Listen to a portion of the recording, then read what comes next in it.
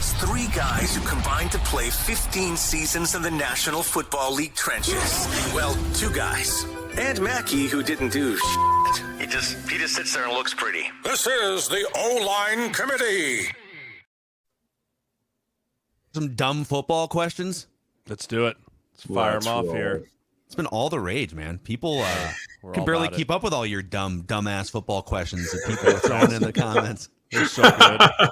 What's funny is, so Boone and I started doing this as like a one-off, like one question a week on Purple Daily last year, and I felt like an idiot asking some of these. But now that I see how many dumb football questions actually exist, you probably don't. You guys embrace it. It's great. Absolutely. Also, I love from our last video, we got the comments like when you make a term sheet.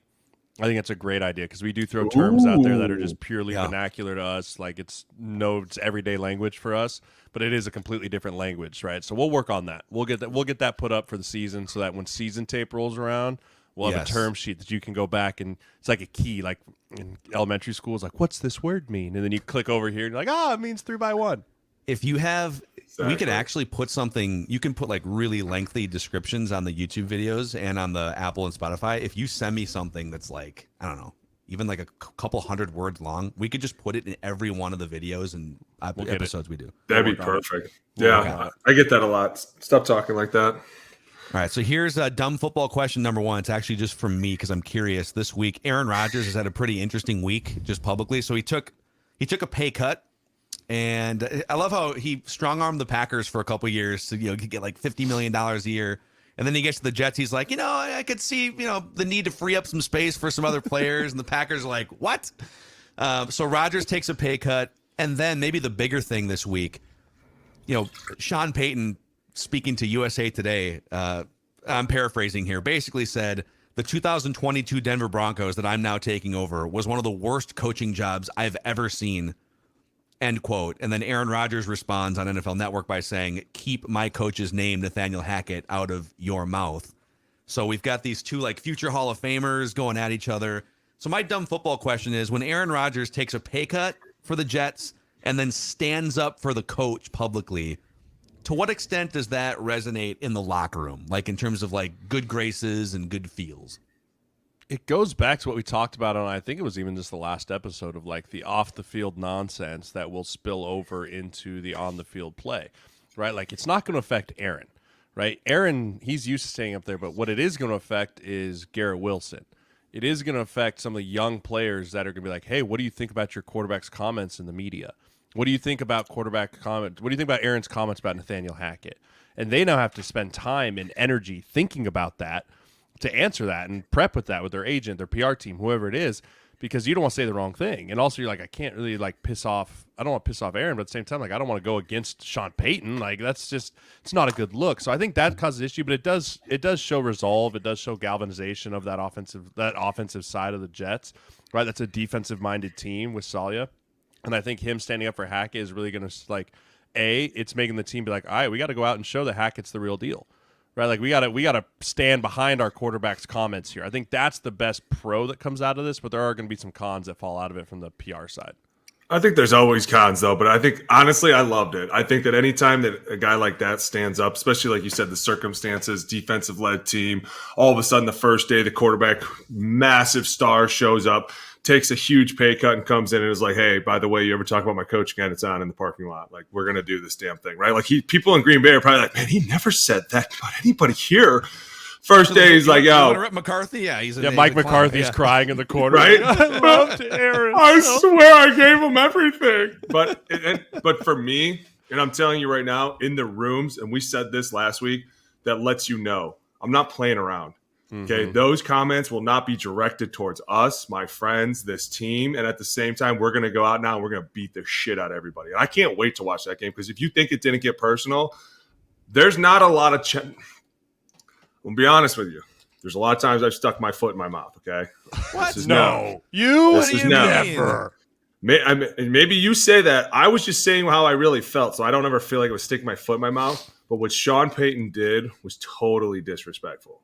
Like to come out and be like, this guy ran a totally horrific organization, one of the worst coaches. Like, I'm going to go out here and be like, I don't know if that's so true, dude. I can't blame everything on one guy because I know there's a million people in that facility that all should take a lot of credit. I'm just saying to come out and be like, he's the worst coach in the NFL is like, see, I think he did his little CYA, little cover your ass, right? I don't even care how you did it. But that was still disrespectful. I don't disagree with you. It was definitely a CYA. Like, but I think it's him going like, man, if this goes really poorly this year, like I need to have a comment out here that's like, see what I was dealing with, see what I have to try and remedy, right? Like I think that was more of his, but like the way he went about it wasn't correct. But 100%. I do think the whole idea in his brain was like, I need to put a little cover my ass here in case this doesn't work out right away.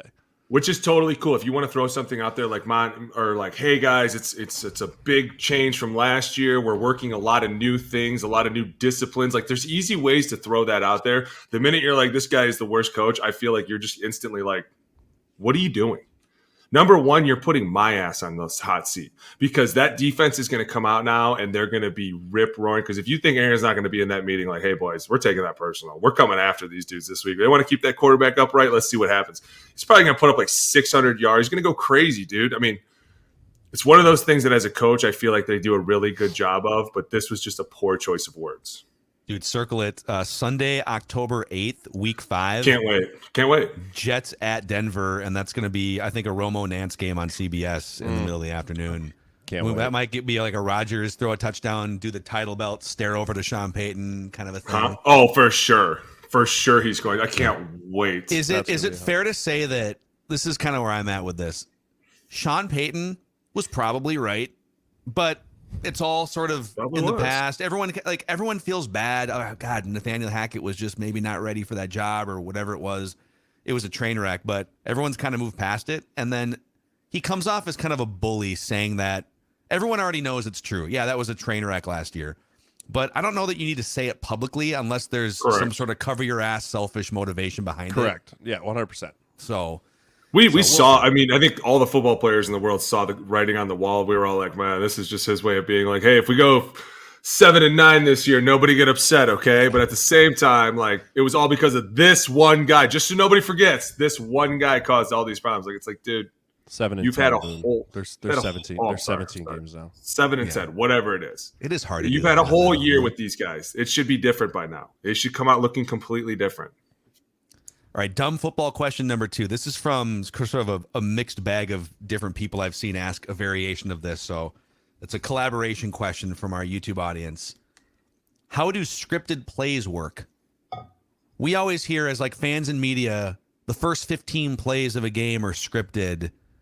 What does that mean? Because obviously, like, it's not like run, pass, run. You know, is it like 15 plays that you could use in any order? What happens after the first? Is it 15 plays? How do scripted plays work? Do you want the long answer or the short answer? Go for it. We got about 10 minutes left here, so however you want to navigate that. So basically, the long answer is this. All throughout the week, coaches are constantly throwing out different plays all week to see what works. And as plays are going in, plays are going out, right? Like, we'll run a play on Wednesday. The coach is like, that was stupid. And there's times we just skip right over it in the film room. Like, that was dumb. We're not even going to do that. So, like, I feel like as the week starts, they have in their mind, they're like, this is the first 15. Let's go out and run all these plays, see how it looks in our situation. Do we like it? Do we not like it? And as long as they like it, it stays there.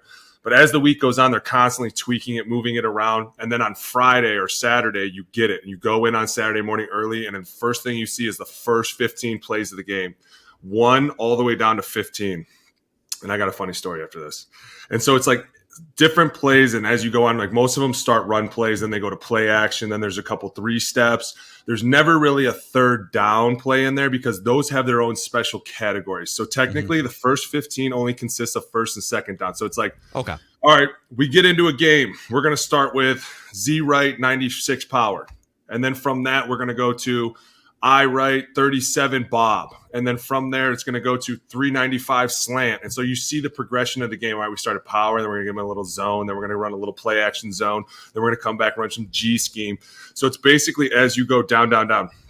Now, Jeremiah has said many times on here, there are quarterbacks that can trump that. And as you're in that meeting, you're looking and you're like, hey, tapping your buddy like, hey, play 10. Let's get rid of it. Nobody wants to hold the ball for that long. Nobody's trying to block that guy this long. Get rid of it. Hey, coach, can we get rid of 10? Oh, thank you. Actually, no, coach wants to see 10. Shit. It's like you get so excited. And then all of a sudden, like, no, actually, that's one of our specialties. We're not getting rid of that one. Damn it. But go ahead, Jay. Well, I was just going to say, to piggyback off of that, like, so Boone's exactly right, right? Third downs are never involved in that because third down is your call sheet for third down is usually longer than your first and second down, right? Because it's third and 3, third and 1 to 3, third and 3 to 6, 6 to 10, 11 plus, whatever. But what really is, like, you hear about the scripted plays, sometimes a lot of those plays are just to see what they line up to in that formation, right? A lot of times the first 15 is like, hey, if we line up in 2x2 and we do it 5 out of the first 15 and they line up the same 5 ways each time, then we're going to pivot and we're going to run this play out of 2x2 instead of this. Or, hey, they gave us a new look out of 2x2 when we lined up like this, so now we're going to pivot immediately and drop the last 5 of these openers and plug these 5 in. Because, so, like, a lot of it's just the chess match of how are they lining up, what are they doing, are they 2 high, are they 1 high, is it bear front, 4-man front, like, so much of the openers. But it also, defenses are doing the same thing. They're kind of feeling the offense out through those openers, right? What do they want to feel this game? What is their flavor of the day? Are they a zone? Are they a run? Are they play action? Which is why you usually see openers have a lot of success, right? You usually see an offense march right down the field pretty quickly at the beginning of the game because they have their plays that they know tendency-wise, hey, if I line up in this formation, they give me this defense or this coverage, blah, blah, blah. And so they have the perfect play called for it. And then after the openers, it's gone. It's the Wild West. It's the dude. Wild West, dude. Like, as soon as you get through those openers, it's just like, okay, now you offensive coordinator, make your money, right? Make your money. You have to now just go and play the chess match against this defensive coordinator, and then obviously it's our job to execute, but like it's your job to put us in the best position based off of what you've seen from the openers.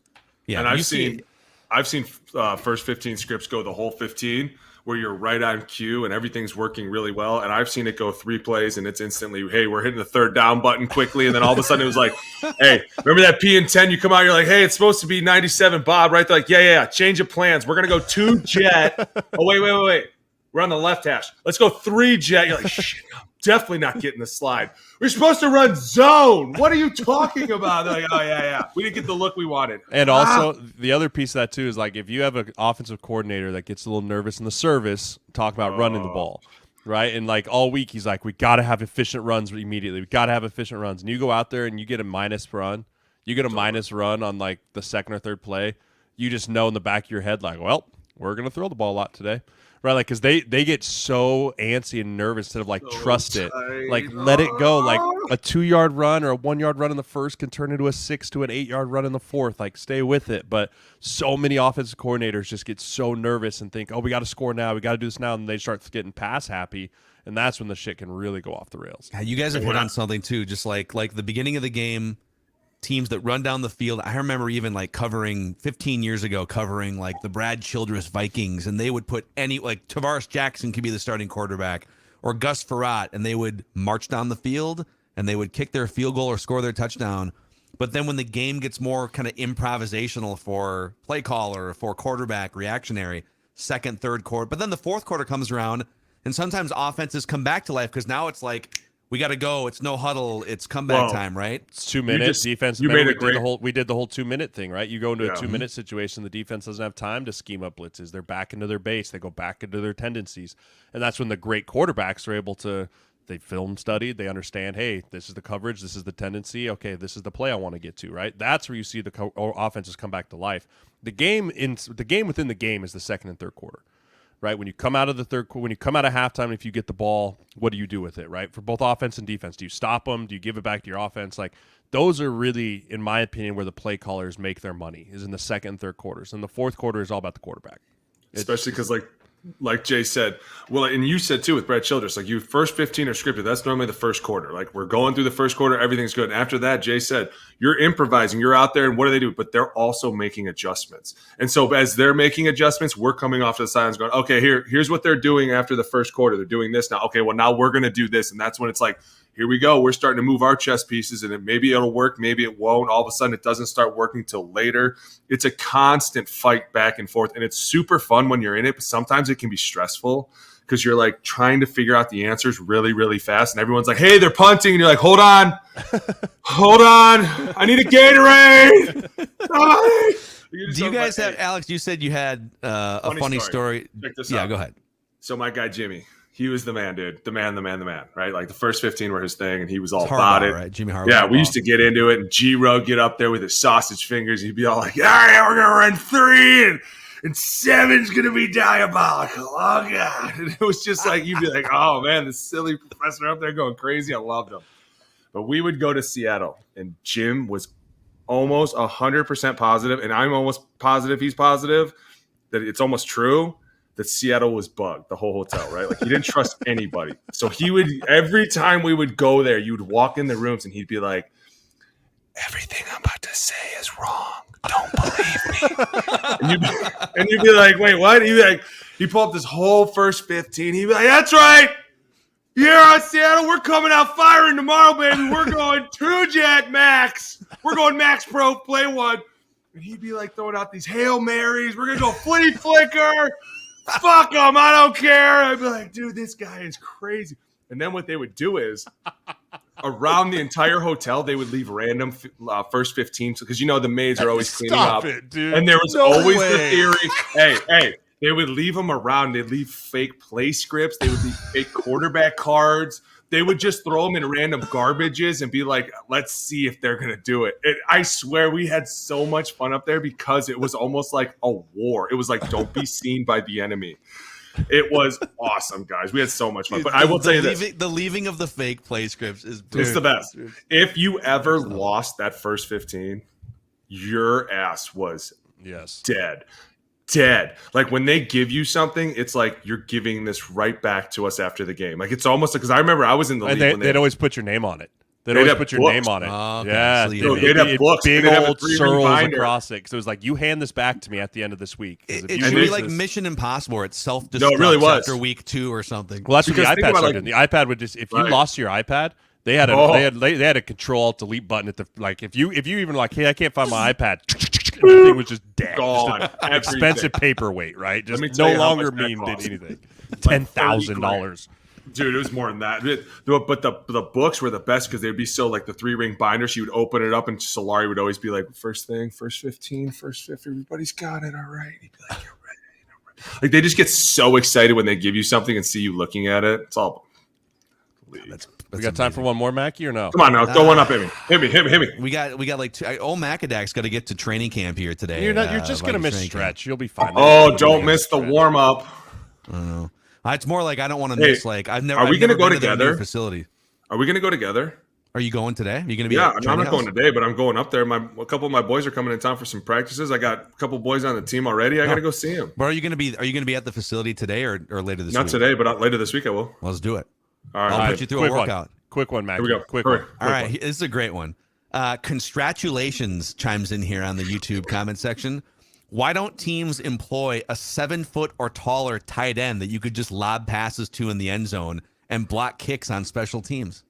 You find an athletic one to do it. You let the league know. They're looking. Believe me, they're finding basketball players all over the world. It's not as easy as you think. And you got to think, too, that guy that's going to catch that ball is going to get hit so hard. So as soon as he's extended way up here, oh, don't break my ribs, Mr. DB. Guys, also, if you're 7 really foot, hard. If you're 7 foot, good luck getting off the line of scrimmage. Like, good luck having some DN that's like Brandon Graham, who's 6'1", who's just gonna eject you back. Because I've never seen a 7-footer that's over 270 pounds that can run.